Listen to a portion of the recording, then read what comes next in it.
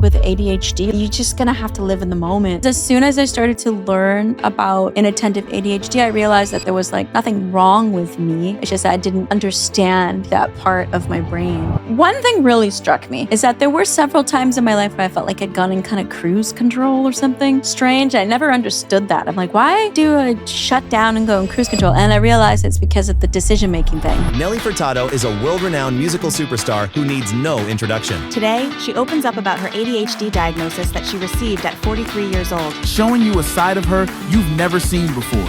I didn't really know a lot about ADHD, but my therapist told me to buy this book called Women with ADHD. And through the process of reading the book, I had many, many aha moments. If you're like obsessive compulsive and ADHD, you can kind of use it to your advantage a little bit because you can just find something you're obsessed with. When I'm doing what I'm good at, which is making music, writing music, producing music, I actually don't feel abnormal at all. I feel super focused and hyper-focused, as you would say. If Nelly's criticized or rejected, can that look like a shutdown? It's a lot better now, but...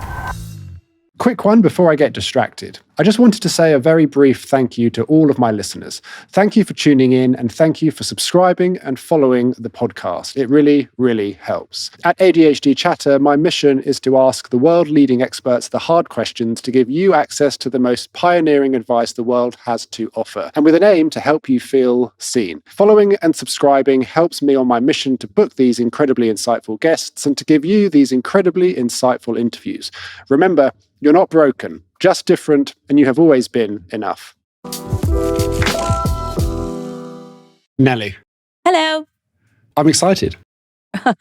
Good. I hope you're still excited when we're finished. When did you get your ADHD diagnosis? Really late, like maybe like 3 years ago. As like a full-grown woman, like an adult in my 40s, just my early 40s, just like, yeah. I'm excited on behalf of the 85% of people that listen to this podcast who are women, who are very similar. 85% women? 85%, yeah. Interesting. I didn't know that. I feel like it's going to be a conversation full of inspiration and emotional validation. A lot to unpack, no doubt. Yeah. I want to start at the beginning. Okay, sure. What's your earliest memories of feeling different? Probably the time I used to spend in deep thought, I think, as a child. Just kind of like, I guess what one might call like kind of like spacing out, quote unquote, or staring out the window, or kind of had a like, I think I had a lot of like of my own quirks, I would say. Because as a child, I also had OCD. So sometimes I'd have a certain type of repetitive thoughts in my mind or twitches and things I would need to do. And so that already made me feel a little odd. And then as I got older, I think more of the pronounced like spacing out sort of like, I guess, because I have the ADHD that's more inattentive ADHD, less hyperactive, more inattentive. Do you remember what those racing thoughts, that OCD thoughts, do you remember what they were? Well, sometimes it was like I'd have to kind of like, as a child, if I'd like walk into the bathroom, I'd have to like open the cupboard and then like touch the shower curtain or something. And then I thought something really bad was going to happen if I didn't do it. Yeah, stuff like that. And then I remember watching like Oprah Winfrey as a child, and she talked about OCD. So yeah, it's good. Like there are podcasts like this so people can kind of go, oh, wait, maybe that's what I have or whatnot. Makes it all less scary. I mean, it sounds exhausting, like having those intrusive thoughts all the time. I just described the... Yeah, thank God it went away. It kind of went away as I got older. What made it go away? I have no idea. Thank God, though. Yeah. I think, I'm not sure. Maybe the brain matured or I have no idea. But yeah, with the ADHD, I think was more noticeable. To be totally honest, I don't think I noticed as much when I was a smaller child because I was so passionate about music and most of my extracurricular activities were either choir, band practice, ukulele, trombone, marching band, church choir, like writing songs. And so I think I was so distracted by my obsession with music because I guess if you're like obsessive compulsive and ADHD, you can kind of use it to your advantage a little bit because you can just find something you're obsessed with. I mean, that's not the magic cure for sure, but. Do you remember a moment where you realized that you felt different? Because there's a difference between remembering feeling different, but do you remember realizing that you were different? That's a good question. I mean, there were moments. Like, I remember, for instance, like, I remember being, like, in grade 7, I think it was, and I was trying out for the basketball team. And, I probably wasn't that great to begin with, but I remember the teacher kind of like lining everyone in the hallway and telling all the girls that got into the team, like, that they made the team. And when she got to me, she said, you know what? You didn't make the team because you really need to work on your listening. Know what I mean? And I remember feeling like, wait, I don't remember not listening to her. So you know what I mean? Like, not having the self-awareness that maybe I wasn't like focused in that way. But then I kind of step back and go, oh, okay. Oh, wow.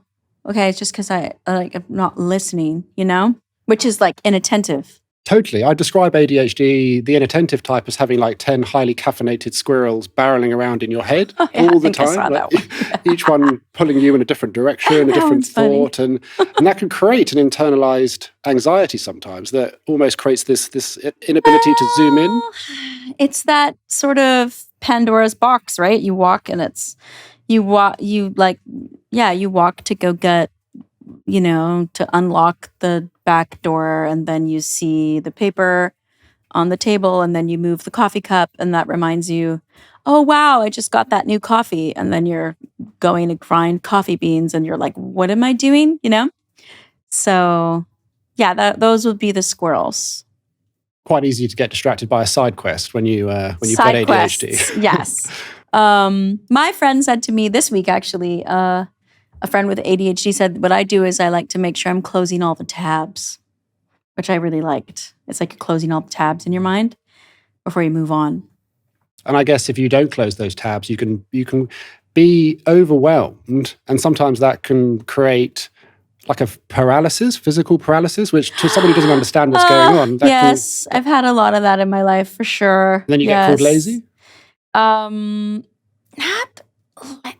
Yeah, actually, now that you mention it, my room was so messy at a certain point in my teenage years. It was like, wow, and I think that was part of it. I do struggle sometimes with one thing that always strikes me is it's packing bags. So this is the irony of being on an ADHD podcast and literally meandering is so crazy to me right now. I'm sorry. Please don't judge me. I hope you're not. It's an ADHD podcast. Like, because it's very relatable, the messy room, right? Because what was it just a lack of... Keep me on track.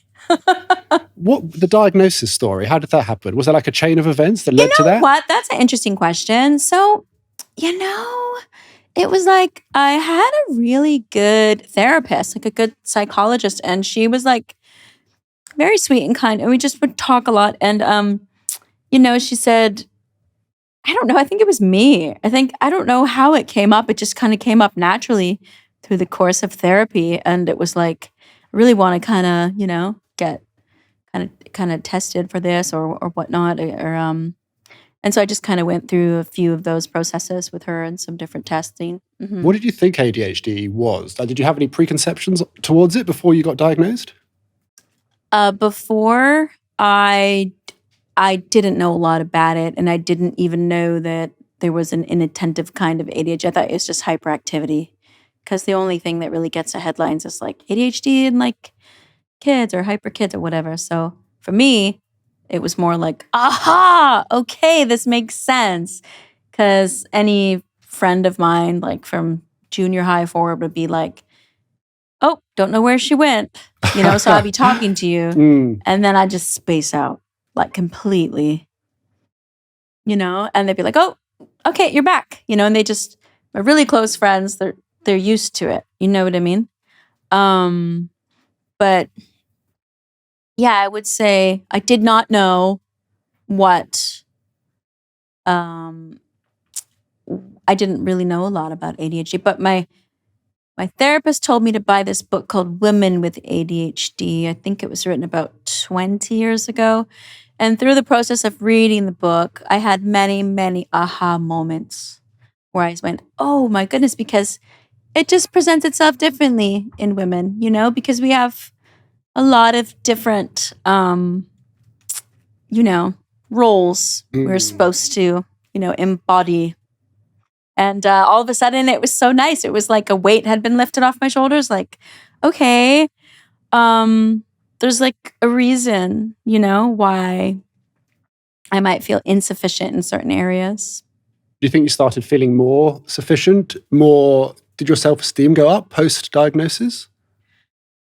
In a way, actually, now that you ask me, I think it did. Because I think I used to kind of be hard on myself for being unorganized, perhaps unproductive, perhaps a poor communicator, perhaps for shutting down or overwhelmed, feeling guilty about those things.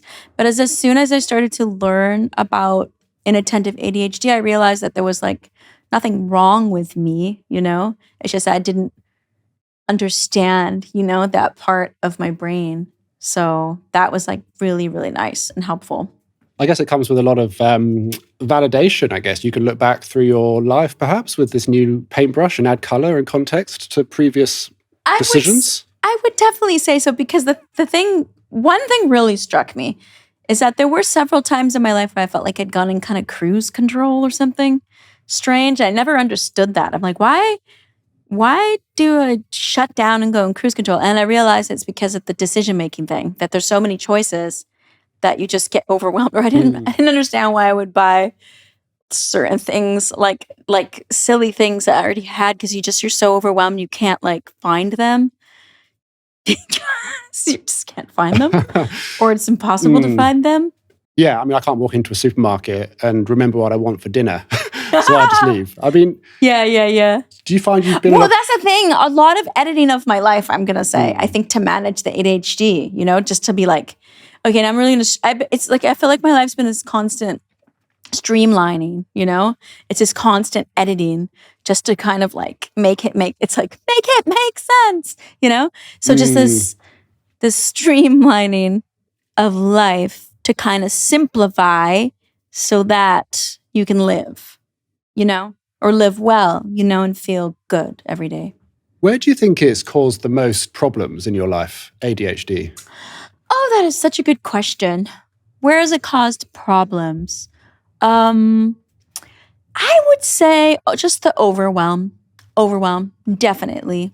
It's because I'm kind of like in a business it's like more is more, So like you get on the horse and you keep going, but not me. I get overwhelmed and then I just stop for a while until I can kind of get my bearings again and, settle down a little bit.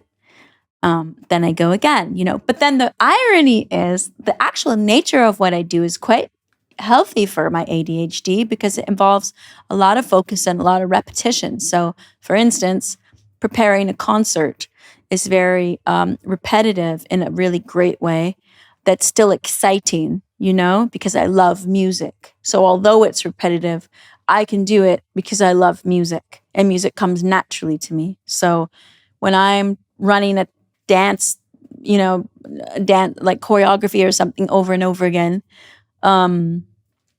I love it because I can hear the music. I'm also like around people. I love people, community. I love like being. I think that's the thing. Like when I'm doing what I'm good at, which is like music, making music, writing music, producing music, putting together shows. I actually don't feel abnormal at all. I feel super focused and hyper focused, as you would say. If I'm at a concert as well, like I do go into this this other place. Like I get into this place of like hyper focus. Like I had a concert last night. It's like as soon as I get on stage, it's like this hyper focus takes over and I'm just like really in it, And when the overwhelm gets really bad, what does an overwhelmed Nelly look like? Okay, let me think about that. Overwhelmed me would be probably like not answering anybody's text messages or emails or making any choices. Just kind of stalling. Just pull over the side of the highway type of thing. Blinkers on. Yeah, take a Yeah. break. Yeah. If we were to bring three of your best friends in here, what do you think they would say towards your sort of most pronounced ADHD traits? How would they describe you? They would probably say that I space out a lot. That when they're talking to me, they don't know like what place I'm going to go to in the conversation. They just kind of like buckle their seatbelt and hang on for the ride. Or that I change topics quite regularly. And that, like sometimes they're just like, where'd you go? You know, like I just space out and like, okay, hang on. But I can like get back to it. I can remember. Sometimes like people I've worked with over the years, like producers and that, like I remember my very first producer of my first album would just say, and that was validating. He'd be like, oh, your brain just works so fast, you know, because we're like producing this album together. And he was like, wow, your brain just works so fast. You're always thinking like way ahead and rewinding and fast forwarding at the same time. And so that was nice to hear that, right? From like a mentor, like, okay, there's like nothing wrong with me. You know what I mean? I hope I answered your question. Yeah, you did. I mean, you get a diagnosis and you realize that you're not broken, you're just different, right? And that you've always been enough, and you can look back through your past and you can add color and context to past actions. Like with your diagnosis and your awareness. Like not having like remorse or guilt or like feeling bad about maybe something you did or whatever. Yeah, I mean, you can... No, you're absolutely right about that. Yeah. No. You can grieve, right? Is there a particular argument or getting told off at school, you know, looking back in your past, that with this understanding of ADHD, you can be a lot more compassionate to a past version of Nelly? I think that school, let me go back to school. I mean, what I did again in school is I hyper-focused. You know what I mean? Even in college, like I did about a year of college before I went off and did music, but I actually, after every single class, would go to the library and highlight every single note that I wrote down. At the time, I thought that was normal and what you needed to do well and get straight A's, which I did.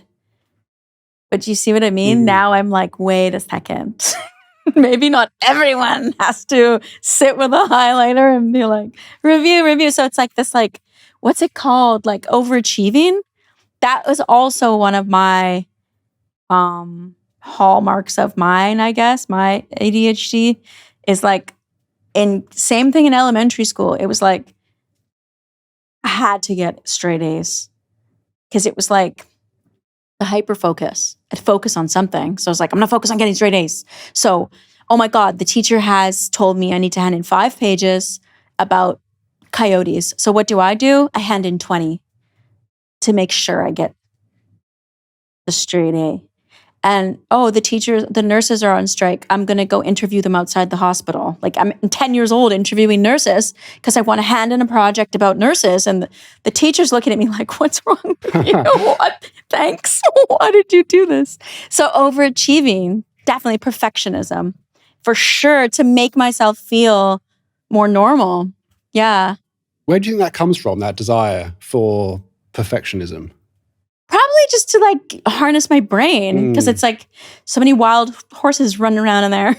So I have to be like, okay, I'm going to like take that energy and put it into something, you know? And then the diagnosis came, It could be anything though. Don't get me wrong. I get fascinated with, see, that's what you asked me about my friends. I know secretly they roll their eyeballs every time I take up a new hobby because they know it's only going to last maybe 6 months. What's your most recent one? I'm trying to think, what's my latest like fascination? Where I've almost become skeptical of myself, where I'm like, okay, I'm gonna take on this hobby. You're not gonna stick with it, you know? Like one time I was obsessed with basketball, so I started like playing basketball see basketball again. It's that boom and bust, right? It's like getting super obsessed about something. It's so crazy. Yes. Just like little different, like just whatever, you know? I can't even think of like the last one, but. How many domains do you think you own? Oh, domains. That's such a good question. No. See, I've kind of like, I haven't been too crazy in that department because I think I still like, I do understand innately that like probably my best talent is writing songs.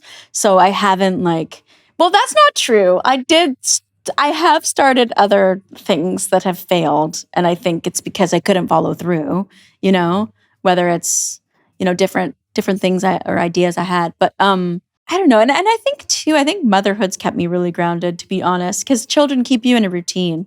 I have 3 children, and just the routine of motherhood kind of keeps you from starting too many domains. How does I think. how does motherhood sort of clash with the propensity to become overwhelmed? What challenges is that? Well, that's difficult. I think that a good part about reading that book, Women with ADHD, that I read when I first got diagnosed, was that it talked a lot about motherhood. Yeah. And basically like to just kind of let go of like any guilt you might have from not doing everything like perfectly, you know?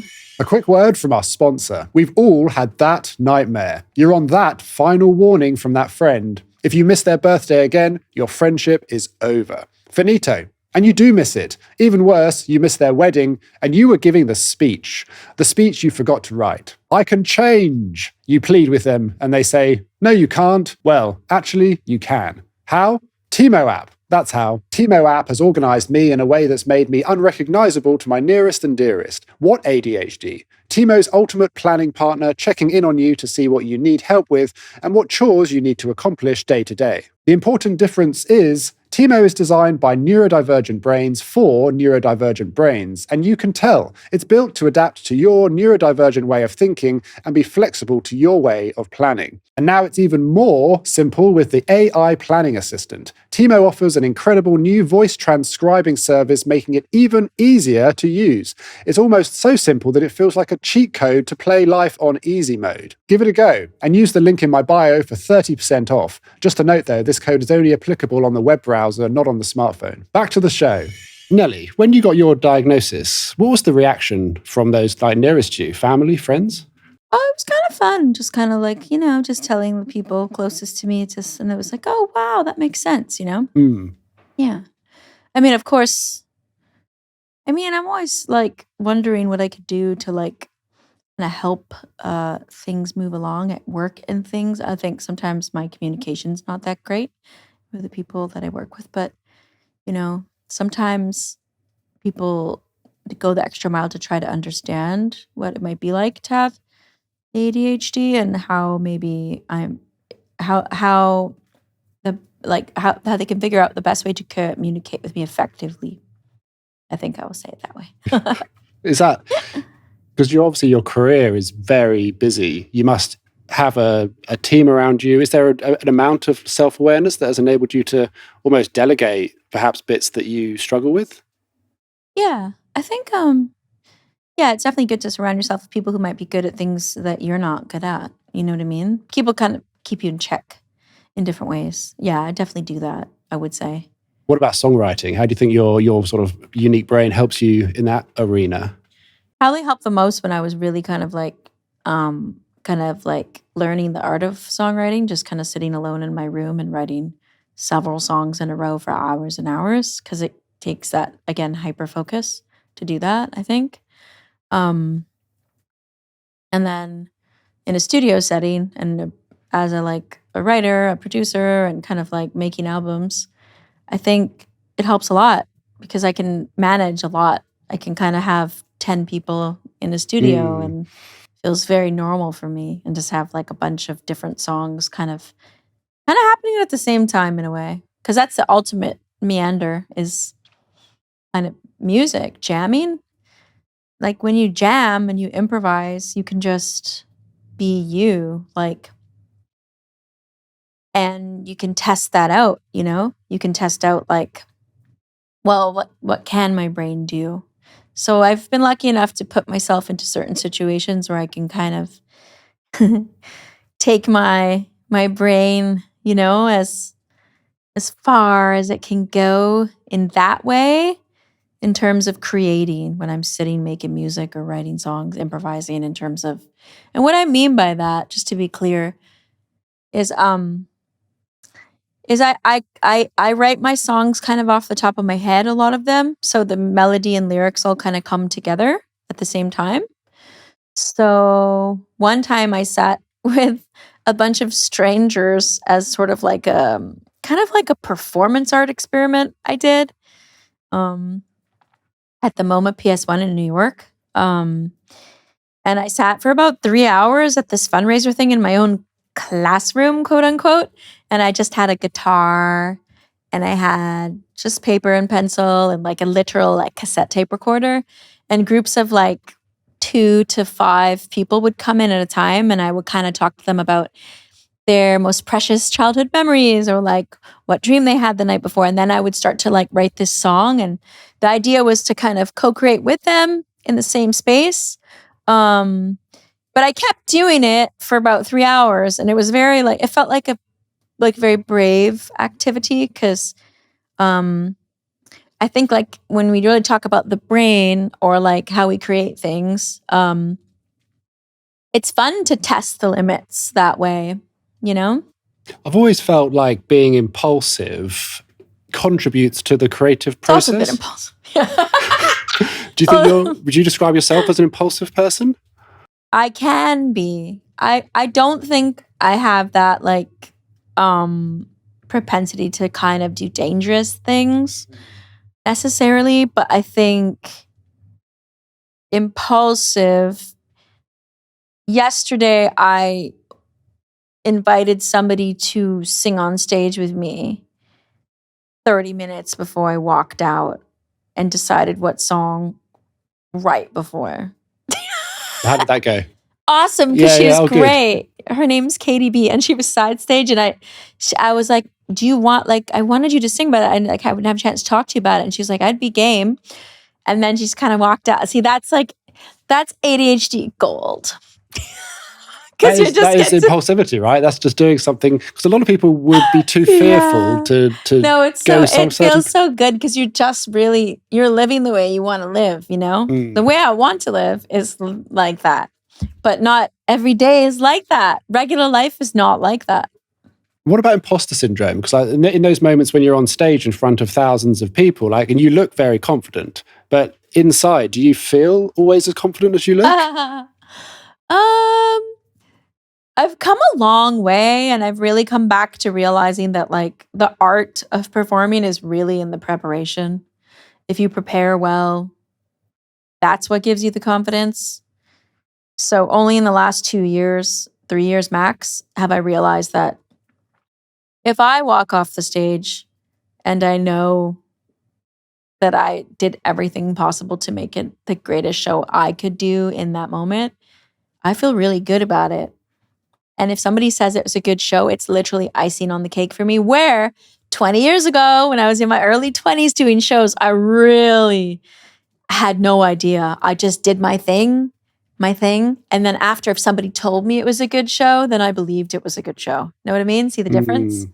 So I think I've realized that like most things in life, like it's kind of like, it's quite boring. It's all about the preparation. You know what I mean?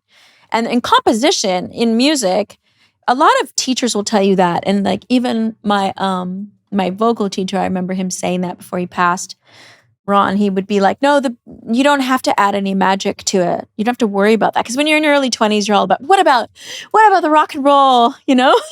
When am I going to burn my guitar on stage? And it's like, no, if you just sing the song, the magic of the composition already exists in the melody and the lyric. So it's going to come together and it's going to be magical. You know what I mean? Does that make sense? Totally. Just before you go on stage, like what's your routine? What do you do to calm the ADHD mind in those moments? Basically, I lately have been doing a lot of like just body stuff, like stretching, just kind of like stretching, mental preparation as I like to listen to the show tape. Just I call it a show tape. It's basically like a recording of the show. I also do my vocal warm-ups. I meet up with like my dancers. We do a little more warm-ups. I meet up with my band. We sing like a song through. It's very like kind of systematic.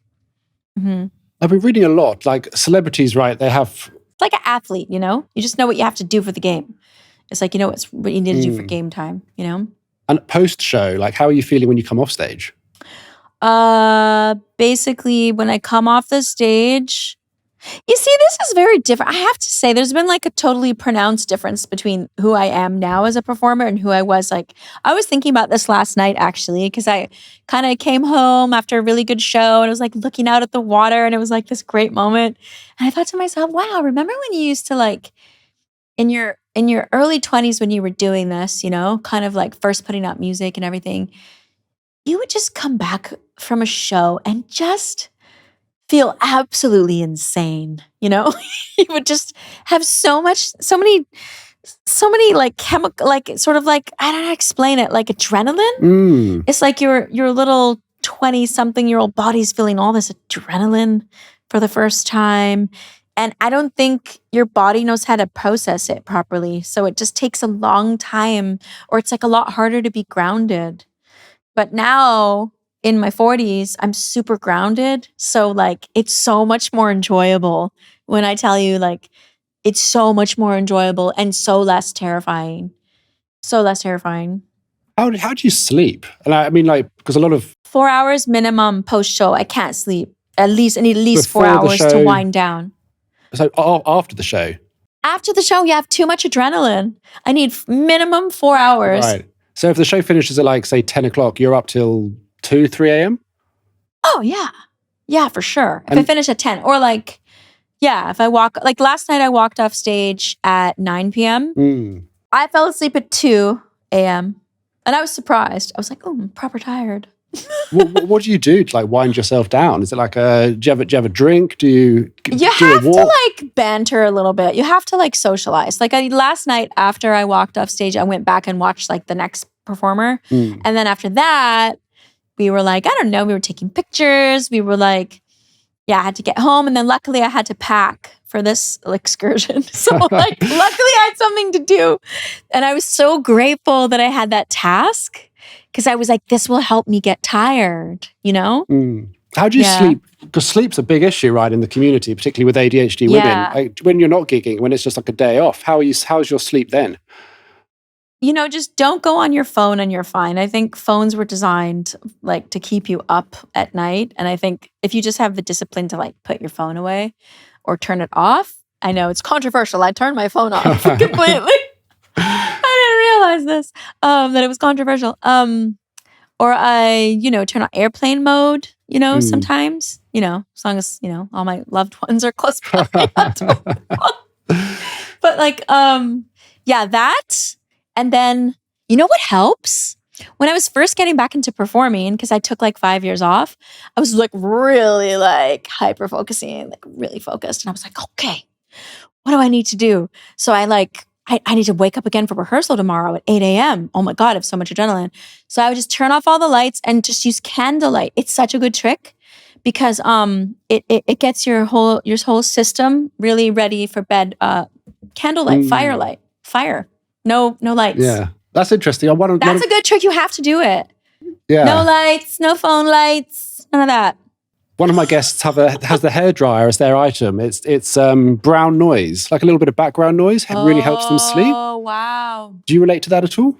Noise. Oh, I wear a sleep mask now. I just put something heavy over my eyes. Right, to just It blank looks out like any... I'm like about to go to space or something.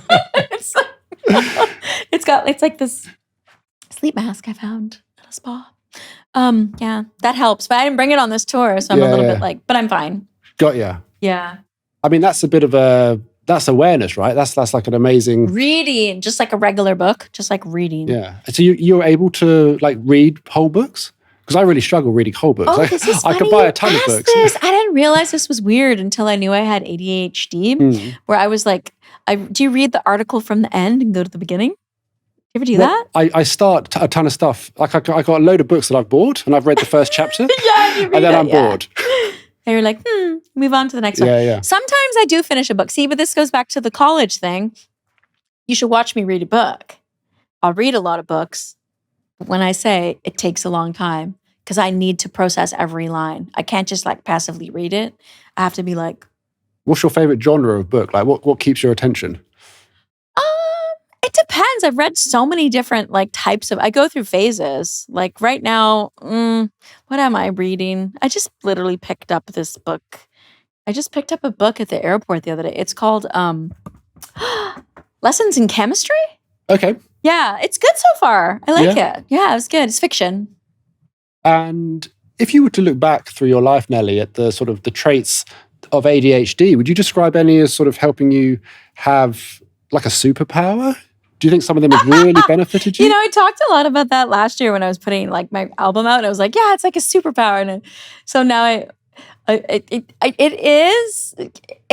is, but also like I liked, you know, my friend once was like, you know, it depends your approach. It just depends how your approach. Like I don't like even when you say to me, like when you're like, well, what would you have changed? Like if you went back and you knew you had ADHD, but I don't think it would have been better if I knew. Does that make sense? Like I'm kind of glad I'm finding out now, to be honest. TBH, I'm glad I didn't know. Is that weird to say? No, I think. Do you harbor any shame around previous versions of Nelly? Because maybe I would have made excuses or something for myself. I mean, do you know what I mean?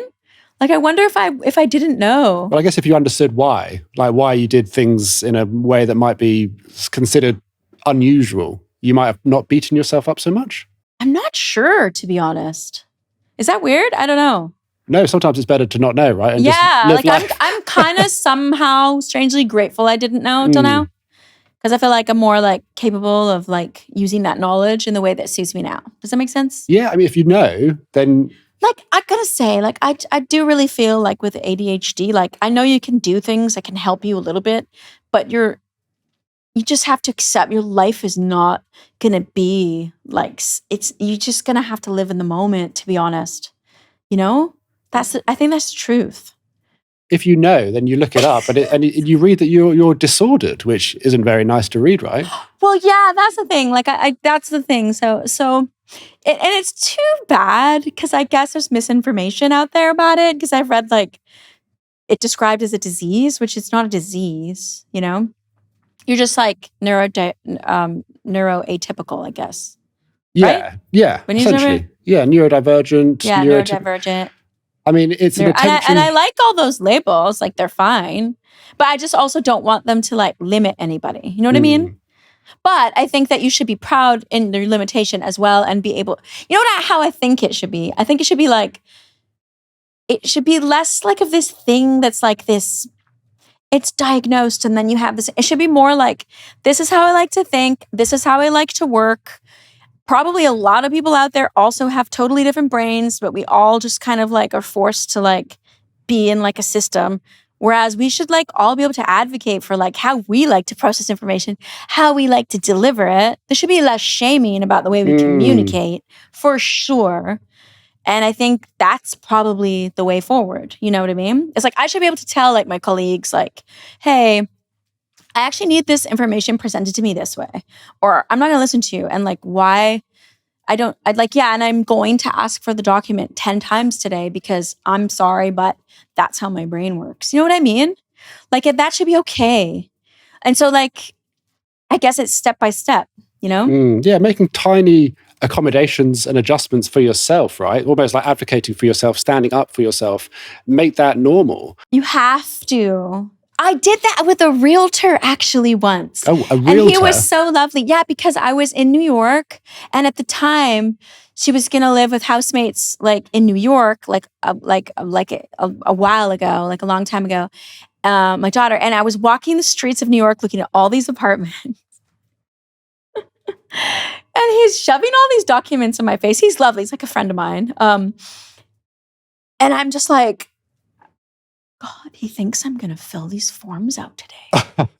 I'm not kidding. I'm like, oh yeah, that's the other thing. We haven't talked about that. Documents, forms, driver's licenses, all that stuff. Oh God, I go into total collapse. Anyway, he hands me these forms on the streets of Manhattan and we've looked at 10 apartments and I'm like, oh my God, like, because for some reason I really did have to do them. And I was like, I need to talk to you. Let's sit down at this coffee shop. And I'm like, you know, so I just found I have ADHD and this is actually really overwhelming for me, but I know we need to do this today. And you do need certain information from me personally, you know? And he just was like, oh my God, I'm so happy you told me that.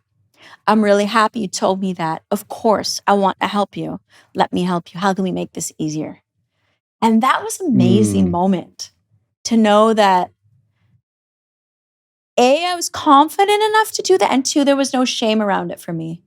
No shame, just like, this is me, this is how my brain is, because it's hard. Like, it's it's hard when you're a kid growing up with like different neurodivergent traits. It is challenging, and it's like, I'm sure so many people go through this.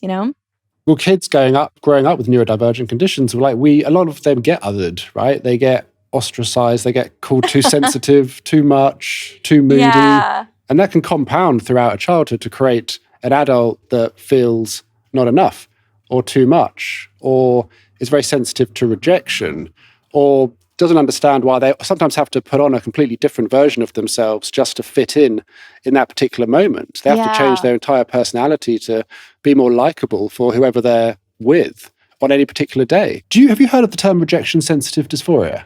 Well, I've heard about it, but I'm learning more about it with you today, how you were telling me like the reason why people think that if you have ADHD, you might kind of suffer from that as well. Yeah, so I subscribe to the idea that children with ADHD, we're exposed to so many more negative criticisms. 20,000 is the theorized number, like micro corrections, like stop fidgeting, why are you so lazy, why can't you just do the task? 20,000 more little comments like that throughout our childhood. So when we turn into an adult, we're so primed to react viscerally and defensively when we are criticized or rejected as an adult. Do you relate to that feeling? I don't know. Like, we were talking about it, and I was wondering if it was more like with the hyperactive sort of kind of ADHD, because again, mine's more inattentive. So I thought, that would make sense for a hyperactive person who has always been like scolded. You would definitely, I think, feel like angry about that later if you were criticized as an adult. But for me personally, I think it has been a little more subtle, but there for sure. Because I think maybe, self-esteem wise, right? You just get a little bit affected that way, I think, when you feel different. If Nelly's criticized or rejected, can that look like a shutdown? Can you fill with sadness or rage? Oh, yeah, that's happened to me before. Yeah. It's a lot better now. Like, and I feel like I'm a little bit more actualized as sort of like a, I'm 46. So I'm like, I know who I am, now fully. I feel like a lot more complete, I think, as my personality. But that can still happen to me for sure. If somebody like rubs me the wrong way or says, or something triggers me emotionally for some reason, I can have quite the shutdown and shut people out. It's a visceral feeling. It can be like the community purport it. It can feel like a punch to the chest, right? Or someone's like, sticks in a dagger and twists it. It's a visceral, physiological, almost a pain response to a criticism. And it doesn't always need to be a real criticism. It can be a perceived criticism. Or maybe it's just kind of like the fitting in thing. You know what I mean? Just kind of like, again, like ways, maybe that's what happens. Like, you just built this like, this anxiety around fitting in. So maybe a little bit more like, when you feel left out, I think. And it could be really made up in your head. Yeah, totally. You can spiral, right? Based off nothing. It could be like, I'm so left out. Social approval, having that removed can be really painful. Yeah.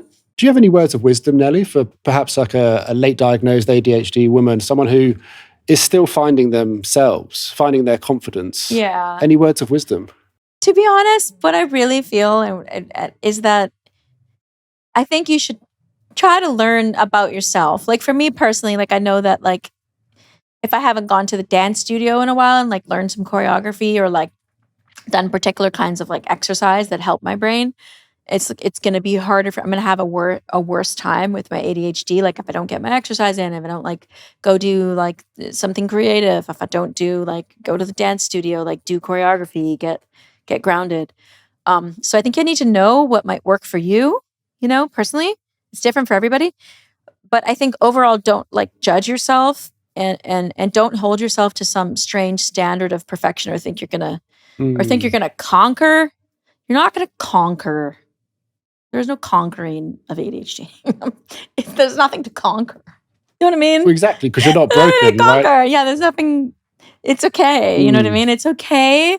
It it can be challenging because you never feel like you're quite catching up. You feel a little bit behind all the time. But you have great moments. You can have great moments of triumph. So like focus on those. Focus on the good ones and then just let everything else kind of slide and don't worry too much about it.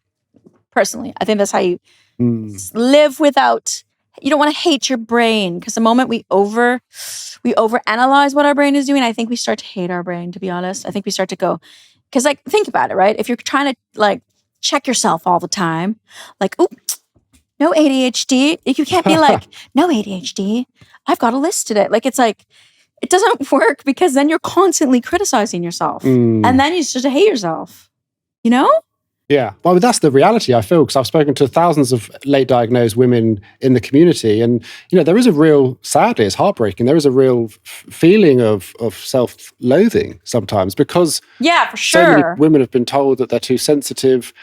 Like, I feel like it's that internal critic, that internal monologue. Just not like, and you're not what's the word? Like, you're not like peak function. You're not at peak performance. Right. Yeah. Because we live in a world where like everybody wants to be at peak performance because we have all the information. So why don't we work? Oh, why don't you work?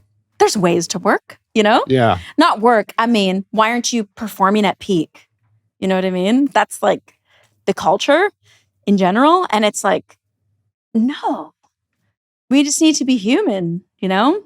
It's okay to be human. I feel like lots of people with ADHD, they kind of pretend to be someone that they're not, which is sad. But when you discover who you really are, then you don't have a deficit of attention towards the thing that you're interested in. You have like an abundance of it. And that's when you can become the best in the world beating at that thing. But I feel like traveling towards finding who you really are, perhaps after years and years of masking and pretending, like that's a hard journey to go on. That's probably really hard. Yeah. I sympathize with people maybe even pursued different maybe careers that they maybe genuinely were interested in, perhaps would be really difficult. Or maybe there's things I didn't pursue that I was interested in because I probably, I don't know, who knows all the reasons we're talking about. Like there's things like maybe I wanted to try but didn't, you know? So you just kind of do what you're good at, I think, you know? Well, in your most famous song, right, I'm Like a Bird, one of the lyrics is, you don't know me that well. Oh, yeah. Do you think you know yourself well? I know myself pretty well. Yeah, I think. Yeah. Yes, I can say that. What are some of the things you were interested in but didn't pursue? Well, I remember at one point I wanted to go to film school or something. Like I remember just like different times, like in different decades, kind of like, oh, I should do that. And I mean, I'm not going to blame ADHD for that or anything, but I just think, anybody like who hasn't found their passion yet, you know, I think should keep digging for sure. I think it's a worthy pursuit because when you're passionate about something, I mean, there's nothing better, you know, then you can hyper focus on something really makes you feel really good. And what about advice for the younger version of yourself with this like new knowledge of ADHD that you have? If you could go back in time and sort of put your arms around young Nelly, what would you tell her? One day this will all make sense. Like literally. That's probably soothing, right? Just to reassure reassure yourself. One day this will all make sense. Yeah. While you're like hiding in the bathroom stall because you don't want to talk to people. Yeah. Is that actually what happened? Yeah. God, what were you hiding from? I don't know. I used to just kind of get like in social functions sometimes, like there would be these big festivals. At our church, they throw these big like parties in the church hall. And as a young kid, I remember going and just feeling overwhelmed by everything. And then I'd have to like go hide in the bathroom stall until I like regulated. I just like to regulate my nervous system for like 15 minutes. And then I could go like back out, which is so weird, I know, because I like perform in front of so many people. Do you think there's much of a difference between like the Nelly that no one else sees behind the scenes compared to the Nelly that the world sees on stage? I don't know. I mean, yes and no. Yeah, I think everybody's multifaceted, you know what I mean? I think there's a lot of sides to my personality, but I've kind of always been that way. We're going to do the ADHD item section, Nelly. Every week, my guest brings in an item that most represents ADHD, and I'm going to reveal yours now. Okay. Green tea. All right. We got some green tea. One of my favorite things. Why does green tea represent ADHD? Green tea. For me, I've been drinking green tea every day for like, I don't know, like 30 years or something. I think you asked me to like think of an item, and the reason I chose green tea is because I think when I wake up in the morning, probably the first thing I do actually is go make myself like a cup of green tea. But I usually use the leaves and I just kind of like steep them. And I'm like kind of particular about the different kinds of teas that I drink. But I'll have any green tea. I'm not that picky. But yeah, I have like a little ritual, I guess you could say. And I think it kind of just makes me feel more normal, quote unquote, to have anything that I do the same every day. And that would be probably it. Right. The only thing I do every day. Everything else is a mess. Well, it's good to set the day But off the on some green kind of tea, like, it's really proper. for sure. Really normal.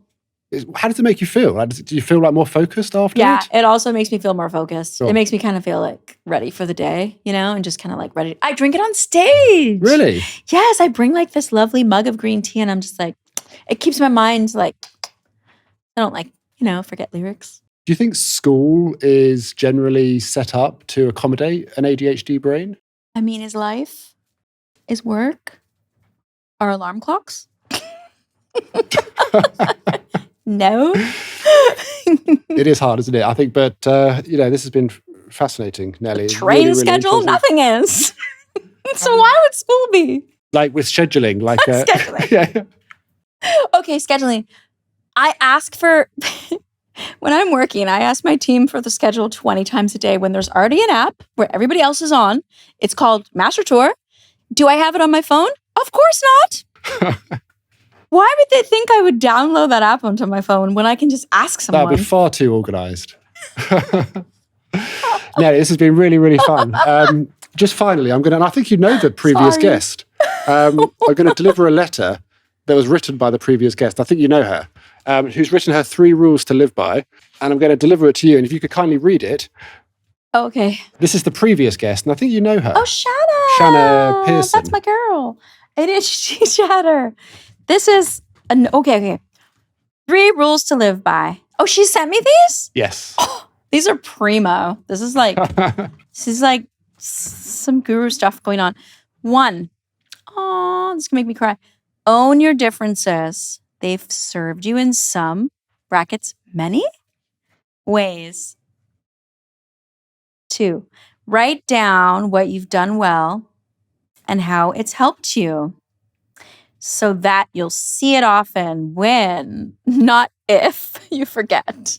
So she's like, so you see it often when, not if, you forget. 3, get out of your brain by getting into your body. So true. Helps so much. What's your sport? Do you play sport? Hi, Nelly. Shanna. Hi, Shanna. Thank you. Yeah, I run a lot. Like running, exercise is my kind of... you run. Yeah. medicine for me. Yeah, it's medicine. It's good. Do you exercise much? Yes. And I've gone through phases where running has done that for me, for sure. Yeah. Exercise, for sure. Yeah. It's helped so much. Nelly, this has been truly, truly fascinating. Thank you so much. Thank you.